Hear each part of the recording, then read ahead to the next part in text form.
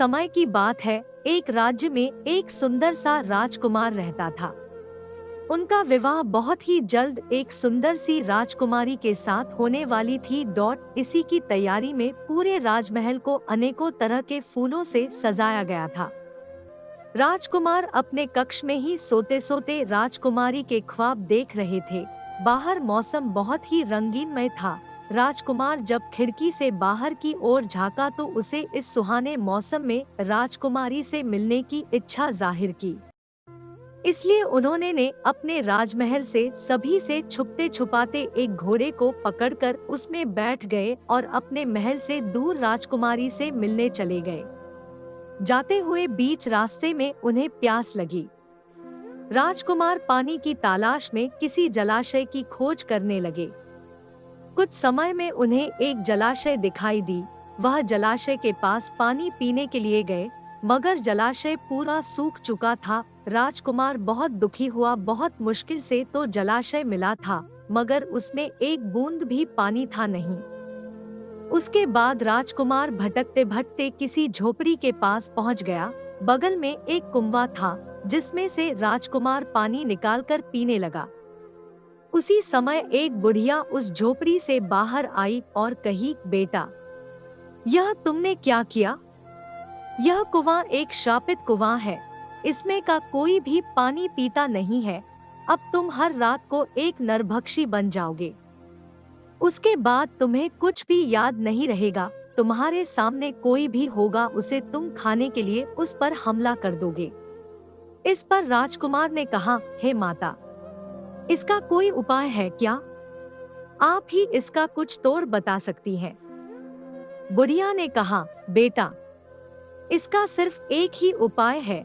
यहाँ से 5 कोस दूर एक पहाड़ है, जिसमें एक संजीवनी बूटी नाम की पौधा है, जिसके रस को पीने से इस श्राप से मुक्ति मिल सकती है। और कहा, बेटा, लेकिन तुम्हें रात के समय किसी अच्छे से जगह में छुपना पड़ेगा, अन्यथा तुम किसी को भी हानि पहुंचा सकते हो। राजकुमार ने कहा, ठीक है माता जी। यह कहकर वहां से राजकुमार निकल गया। अब राजकुमार थोड़ा चिंतित हो गए कि पहले राजकुमारी से मिलने जाए कि पहले अपने श्राप से मुक्ति पाए। उसे कुछ समझ में आ नहीं रहा था। संजीवनी युक्त पौधों वाला पहाड़ भी बहुत दूर था। कुछ समय में अंधेरा होने ही वाला था और वे नहीं चाहते थे कि कोई अपने हाथों से मारा जाए। इसलिए राजकुमार अपने आप को छुपाने के लिए जंगल के किसी गुफा में चले गए, जहां एक खूंखार आदमखोर भेड़िया रहता था, जिसके आतंक से पूरा राज्य कांपता था। पहले से ही पाव जमाए बैठा हुआ था। राजकुमार को देखकर वह आदमखोर भेड़िया गुर्राने लगा और उसे खाने के लिए उसके ओर बढ़ने लगा। उसे अपने ओर आते देख राजकुमार डर गया कि कहीं यह आदमखोर भेड़िया मुझे खा न ले। तभी रात हो ही गई और राजकुमार देखते ही देखते मनुष्य से एक नरभक्षी में बदल गया। उसे नरभक्षी में बदलते देख भेड़िया घबरा गया और वहीं पर रुक गया। भेड़िए को देख नरभक्षी रूपी राजकुमार उसकी ओर बढ़ने लगा और जोर जोर से गुर्राने लगा। उसकी आवाज से भेड़िया डर के मारे वहीं बेहोश हो गया और उसे नरभक्षी रूपी राजकुमार खा गया। अगले सुबह राजकुमार पुनः अपने असली रूप में आ गया और वहां से उस पहाड़ की ओर निकल गया। गुफा से निकलते हुए गांव के कुछ लोग राजकुमार को देखे और उसके पास जाकर उसे पूछने लगे, हे वीर पुरुष, आप कौन हैं जो इस भयानक गुफा से आ रहे हैं? इस गुफा में तो एक खूंखार आदमखोर भेड़िया रहता है, तुम्हें कुछ नहीं किया क्या? राजकुमार बोले, नहीं, मुझे तो कुछ नहीं किया, वह वही गुफा में मरा पड़ा है। यह बात सुनकर गांव वाले आश्चर्य में पड़ गए और उसे देखने के लिए उस गुफा में गए और जब पास जाकर देखा कि सच में वह खूंखार आदमखोर भेड़िया वहीं मरा पड़ा है। यह बात पूरे राज्य में फैल गई कि एक आदमखोर जानवर को एक मामूली से लड़के ने मार दिया है, जिसे आज तक किसी ने मार न सका। उस राज्य का राजा उसे शीघ्र ही अपने राजभवन में बुलाते हैं और उसे धन्यवाद कहकर कहते हैं, हे वीर पुरुष, आज तुमने मेरे राज्य को उस आदमखोर भेड़िए से मुक्ति दिलाई है। तुम्हारा पराक्रम सराहनीय है।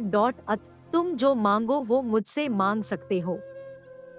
राजकुमार ने कहा, हे राजन, यह तो मेरा कर्तव्य था, मुझे कुछ नहीं चाहिए।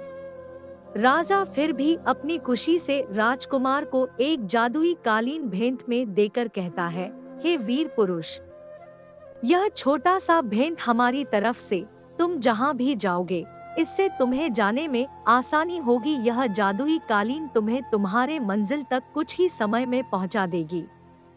भेंट स्वीकार कर राजकुमार उस कालीन पर बैठकर शीघ्र ही रात होने से पहले उस पहाड़ की ओर चला गया और कुछ ही समय में उस पहाड़ के पास पहुंच गया और उस संजीवनी पौधे को ढूंढने लगा। रात होने ही वाली थी, तभी एक चमकता हुआ पौधा दिखाई दिया। वह समझ गया कि यही संजीवनी पौधा होगा। वह शीघ्र ही उस पौधे से रस निकालकर पीने लगा। साथ ही साथ अंधेरा भी हो गया, पर वह राजकुमार बिल्कुल ठीक हो चुका था और उसी समय कालीन पर बैठकर राजकुमार अपनी राजकुमारी से मिलने के लिए चला गया। उसे देखकर राजकुमारी बहुत खुश हो गई और अगले दिन ही उन दोनों का विवाह हो गया।